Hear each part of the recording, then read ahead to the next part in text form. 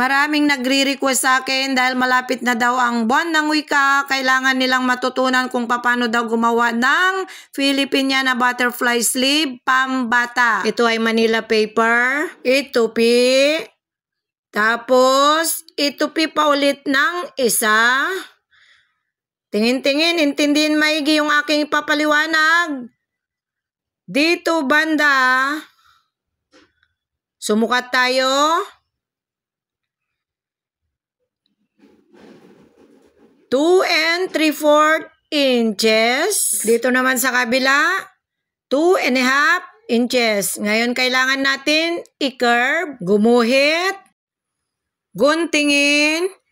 Kaya ako gumawa ulit ng ganito dahil napakarami pang nagre-request. Pambata daw ang kanilang kailangan. Ngayon, ito yung ating armhole pambata. Kailangan natin gumuhit dyan sa gitna.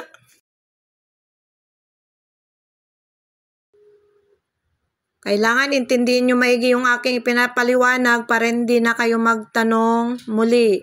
Ngayon, itupi. Sukatin natin ang armhole.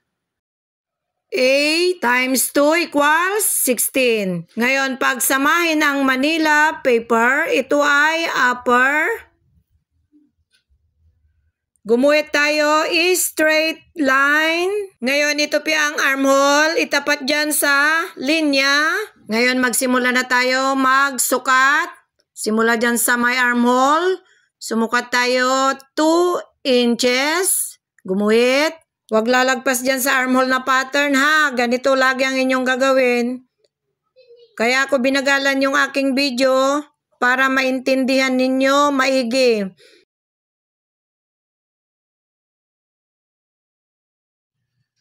Next, kailangan ko ang J-curve, gumuhit. Ngayon, sukat tayo ulit, 2 inches hanggang dun sa dulo.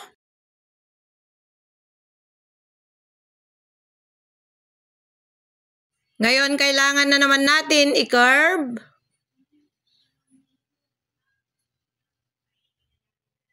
Itong armhole, kung saan yung dulo, kailangan tayong gumuhit ng straight line. Ngayon, yung armhole, ilipat natin dito sa kabilang dulo. Pagtapatin ang linya. Ngayon, kailangan natin sundan yung curve ng armhole. I-curve natin.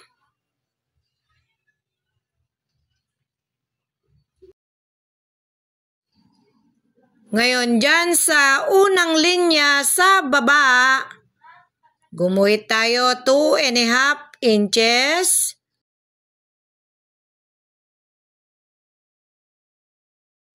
Ngayon, kailangan natin gumuhit straight line. Ikutin natin ang pattern paper para makita ninyo. Dyan sa baba, gumuhit tayo straight line. Ngayon, sukatin natin yung haba ng sleeve. Ang sukat natin, kasama ng tupi, 10.5 inches. Ngayon, kailangan natin guntingin.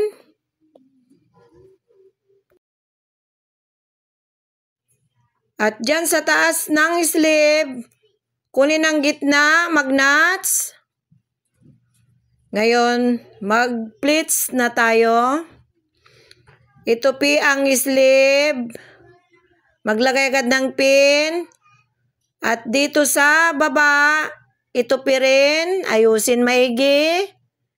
Lagyan ng pin. Ganon din sa kabila. Itupi. Hanggang dyan sa marking. Ngayon, mag-pleats na tayo. Ganito lang ang mag-pleats. Basta tama yung ginawa nyong sukat. Walang kahirap-hirap mag-pleats, mag-fix yan. O, gaya sa ginagawa ko, tignan ninyo maigi. Malapit ng buwan ng wika, kailangan makagawa na kayo nito para hindi na kayo bibili pa. Kailangan isa-isahin ang paglagay ng pin. Ang pleats ko dito ay 10, 5 sa kanan, 5 sa kaliwa. O, diba? Nakikita nyo naman. Ang haba ng ating sleeve, 10.5. 1.5 fold laylayan. Finish, 9 inches. Ngayon, fold natin sa laylayan, 1.5. Kailangan, bago nyo i-fold sa laylayan, naka-edging para isang fold lang, para hindi makapal. Kapag gumawa kayo ng ganito, lagyan ninyo ng pilundikit para tatayo. At dyan sa laylayan, ihuli ninyong itahi. Pwede ninyong sikipan kung gusto nyong mas masikip. Medyo mahaba na yung ating video. Sana naunawaan nyo yung aking mga ipinaliwanag sa araw na ito. At sa lahat ng mga nag-request, unawain at intindihin lahat ng aking sinasabi dito sa video.